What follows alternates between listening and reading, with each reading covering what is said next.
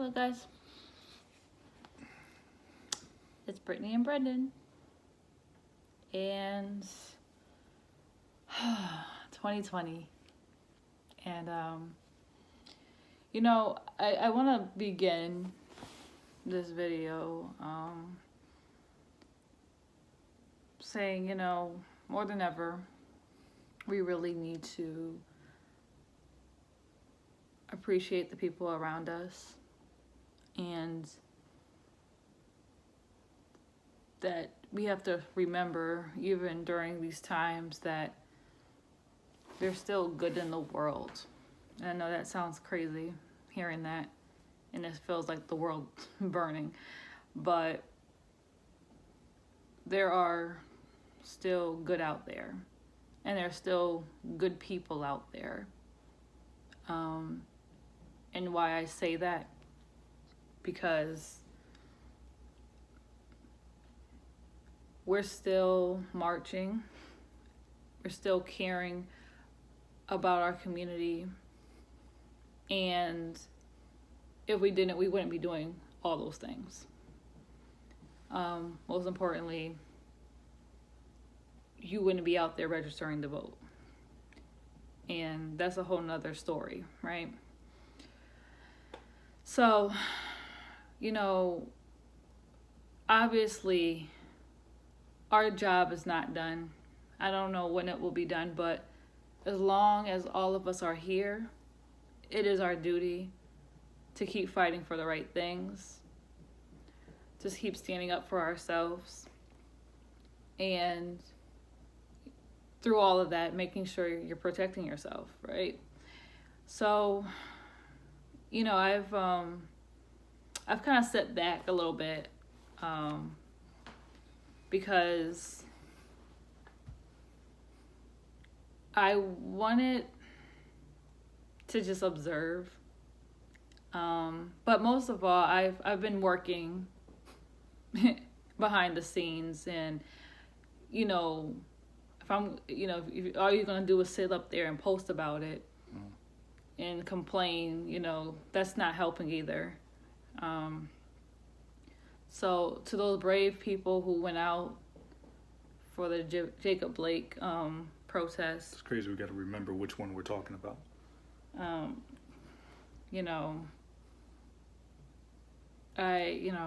Once again, anybody who did a protest, I commend all of you.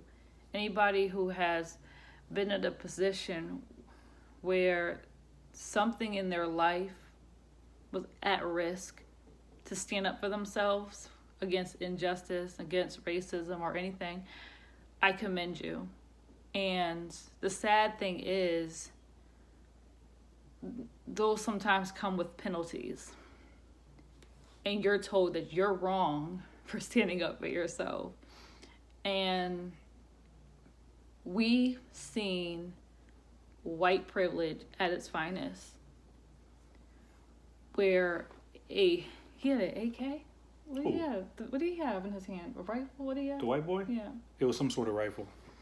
So, as you guys have known, and I have seen propaganda, and I've seen a lot of pictures about this white boy, 17 years old. 17 years old, walking down the middle of the street during a protest with a gun. People are like, he has a gun, he's shooting people, and the cops just drive by him. No. They not only drove by him, like you said, babe, they stopped and asked him, hey, is anybody hurt down there? After murdering 2 people.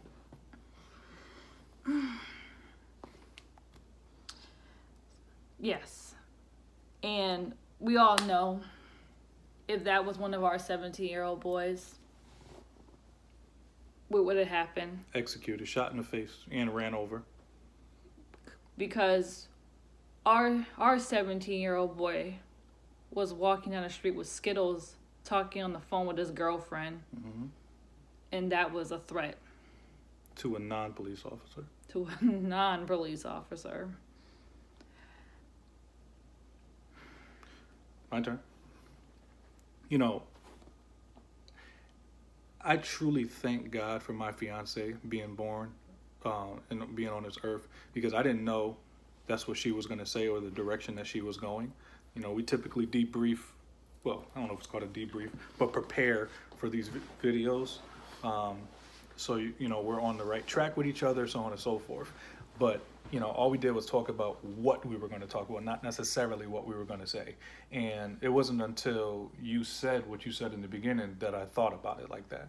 Like, yeah, there's still good in the world, because you have to have some good in you to protest, right? Like you were saying. So let me be abundantly clear when I say I thank God for Brittnee Johnson, soon to be Colbert, because there is no version of how I feel right now, as not only a black man, but as an American, as a United States Air Force veteran, and as a human, that would encourage me to say the words that she said.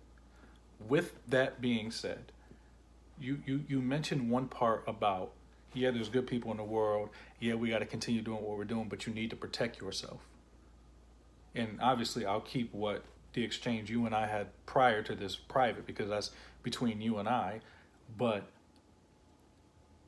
I'm so sick and tired of us always having to be the Avengers. And I mean that in the sense of the word. Always having to react and avenge things that happen to us. So for all you gun rights white supremacists out there, it is not legal for any 17-year-old who is an underage person to have a rifle. So I don't want to hear about the protecting yourself, boom, boom, bat. This piece of shit didn't even live in the area. He drove in or something like that to the area because this administration has been putting propaganda, like you said, on the news and on TV, making it seem like protesters are the violent individuals. How do you call protesters violent when the reason they're protesting is because of violence in their own community?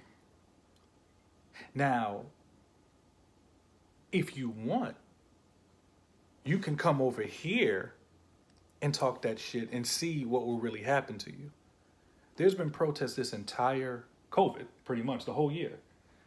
I haven't gone to one. We went to one by mistake. Yeah, we didn't know. We went to one. When I say by mistake, I don't mean that we shouldn't have gone. I mean we didn't know what it was. We were supporting. Yes, we were supporting a family member, and I was hot there. So, you know, just to know that you are abiding by the laws and peacefully protesting, and you still lose your life, but then you have vermin like Tucker Carlson saying, did you hear that? Dude was basically like, well, what do you expect? These people are protesting, it's gonna incite violence. He literally said that on air. You know what?